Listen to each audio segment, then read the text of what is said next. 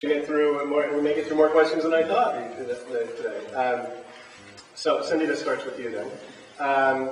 Do you support in the legislature this year, as you're aware, there have been a lot of bills that are around teachers' unions, and they have something to do with it. So the question that we have from the readers is, do you support the repeal of collective bargaining for teachers as currently being proposed in the legislature?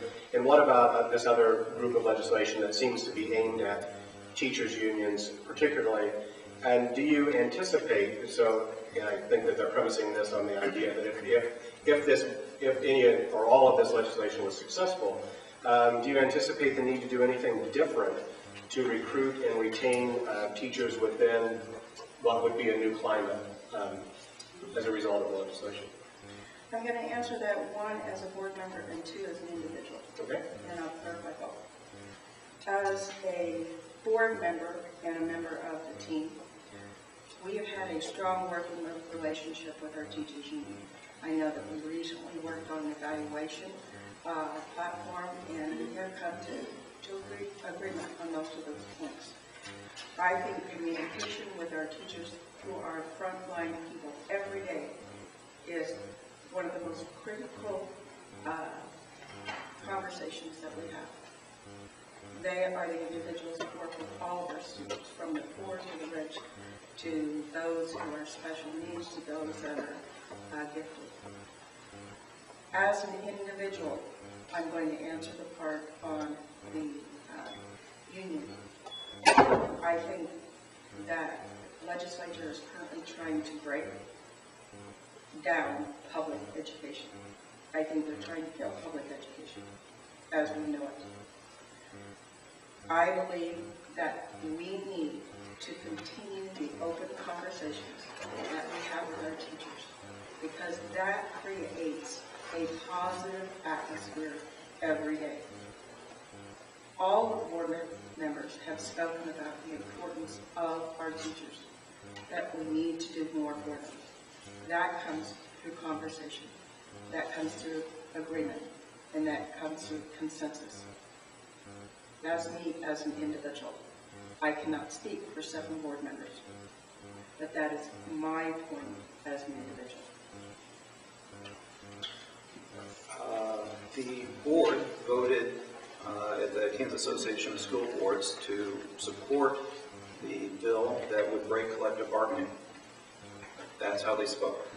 The board, no member that I'm aware of, has gone to Topeka to either testify in person in support of the teachers. The superintendent, to my knowledge, has spoken once. I believe that was in response to whether a school board election should be moved to the fall or not.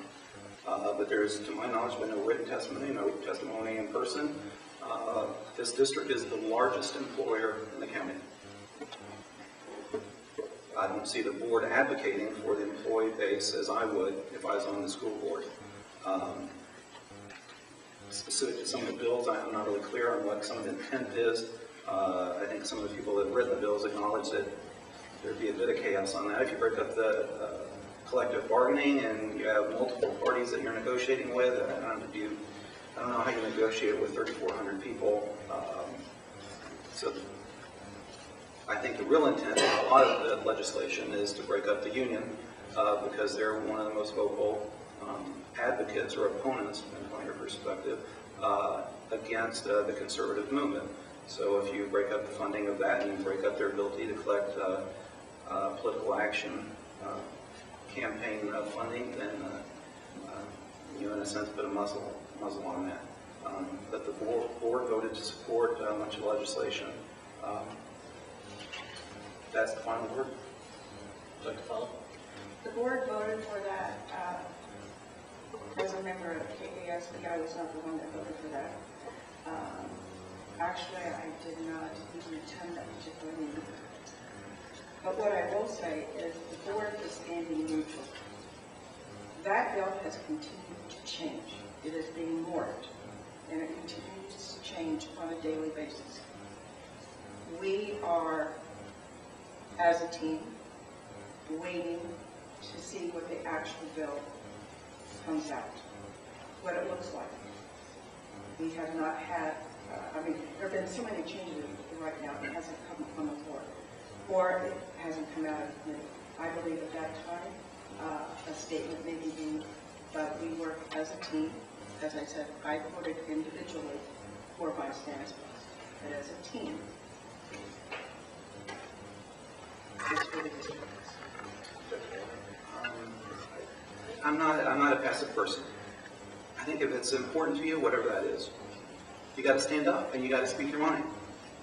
In April, 8% of the people out of our school district are going to come to the ballot. I think that's horrific. If the district is important to you, if the level and quality of education is important to you, the way that you treat your employees, the vision or lack thereof is important to you, then you got to speak up. You can't passively wait to read about in the paper what was passed late at night.